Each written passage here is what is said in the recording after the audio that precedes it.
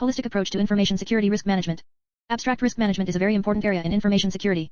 Risk management comprises of risk identification, risk assessment, and risk treatment. Risk identification on current security infrastructure helps organizations to reveal vulnerabilities, threats, and identify the risks that these two factors pose to their security infrastructure. Risk assessment helps in analyzing the identified risks using aspects like probability and impact, and risk treatment helps in reducing the impact of the risks to an acceptable level 1.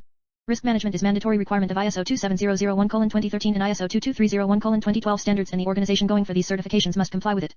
The eventual goal of a risk management activity is to define appropriate safeguards tailored to your company's risk profile and priorities. Risk management activity usually precedes and help define audit plans and facilitate the development of a corporate security plan. Qualified team members from Information Security Department of an organization perform risk assessment at predefined period or after any change to provide reasonable assurance to the top management about the organization's risk profile. Risk management allows organizations to adopt security strategies that are tailored to their unique operating environment, threat landscape, and business objectives. Risk-based security strategies deliver value to an organization by allowing it to understand the impact of risk and the efforts required to mitigate the risks. These security strategies help organizations in complying with regulations, thwart security attacks, etc. Risk-based security strategies may differ markedly from the approaches currently adopted by many organizations. Keywords: threats, vulnerabilities, risk assessment, security strategies. Risk identification. Risk identification is the process of identifying information security risks. Risk is a possibility of something bad happening which may have negative consequences on the organization. Risk identification has two important components, which are identification of vulnerabilities and threats. Vulnerabilities are weakness or gaps in the security infrastructure too. Vulnerabilities can be technical or gaps in security procedures. Examples of technical vulnerabilities can be absence of antivirus software, unrestricted access to users, absence of security guards, etc.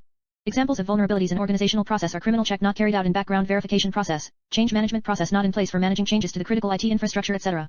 Threats are the factors that exploit the vulnerabilities. Threat can also be any circumstance or event with the potential to adversely impact organizational operations and assets, individuals, other organizations.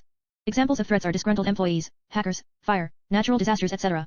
Risk is the negative consequence or impact that arises when threat exploits vulnerability.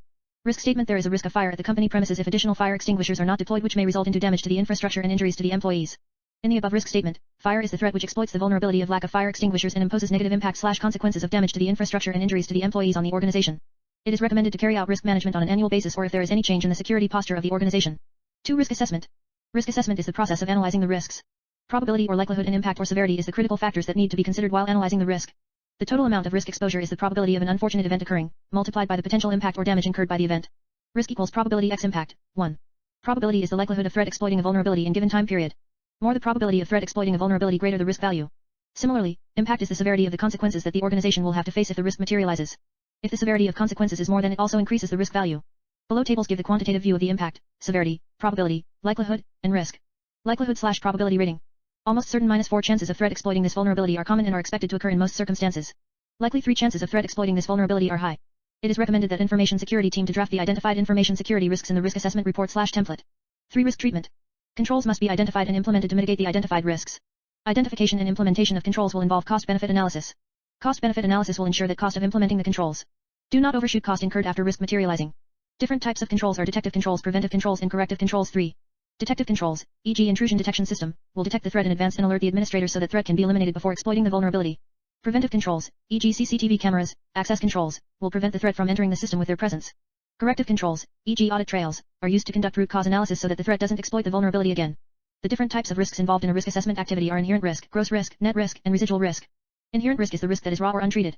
Inherent risk value is derived by assessing the risk without taking any efforts to reduce the likelihood or impact of the risk. Gross risk is the risk value derived by assessing the risk after taking into consideration the existing controls that are in place to mitigate the risk. Net risk is the risk value derived by assessing the risk after implementing new controls to further mitigate the risk. Residual risk is the risk that remains after treating the risk, since in an ideal condition risk cannot be eliminated. To treat the risks, organizations must identify an acceptable value of risk. The acceptable value can be derived by assessing the information security posture of the organization, client/customer requirements, regulatory requirements, and top management thought process. Risks having net risk value lower than the acceptable value can be accepted.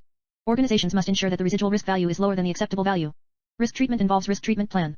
Risk treatment plan consists of options to treat the risk, like risk acceptance, risk avoidance, risk mitigation, and risk transfer. Risk acceptance is admission or approval on the risk by the management. If the risk is accepted, then it does not require further treatment or mitigation. Such risks can only be monitored on a periodic basis.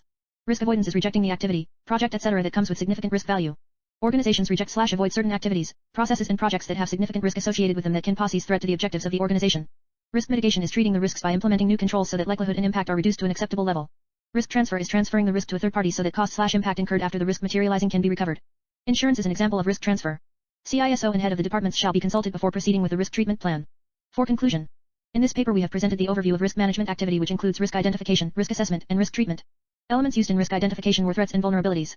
Factors used for risk assessment were likelihood and impact. We have presented a quantitative view of these factors. Impact has been specified in a context that is relevant to the business objectives of the organization. Different types of information security controls and information security risks are discussed in detail. The paper also provides a holistic approach for treating the risks with multiple treatment options. The observations and strategy discussed in this paper can be extended to many other fields or can be customized as per the requirements of the organization.